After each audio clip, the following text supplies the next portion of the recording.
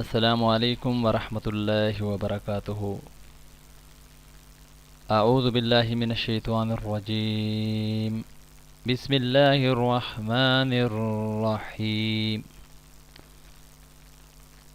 شان امام حسن اور حضرت حسین رضی اللہ تعالی عنہما۔ عید کا دن تھا۔ امام حسن اور امام حسین رضی اللہ تعالی عنہما اپنے نانا محمد صلی اللہ علیہ وآلہ وسلم کے پاس آئے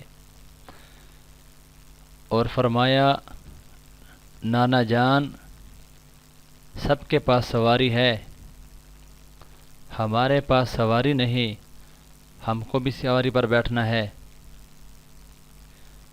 حضرت محمد رسول اللہ صلی اللہ علیہ وآلہ وسلم نے امام حسن کو اپنے ایک کندھے پر بٹھایا اور حضرت امام حسین رضی اللہ تعالیٰ عنہ کو اپنے دوسرے کندھے پر بٹھایا اور کہا، حسن بیٹا، میرے سر کے آدھے بال مبارک تم پکڑ لو اور آدھے بال حضرت حسین رضی اللہ تعالیٰ عنہ تم پکڑ لو، میں تم دونوں کی سواری ہوں۔ محمد صلی اللہ علیہ وآلہ وسلم اپنے شہزادوں کو کندھوں پر بٹھا کر گھر سے باہر آ گئے۔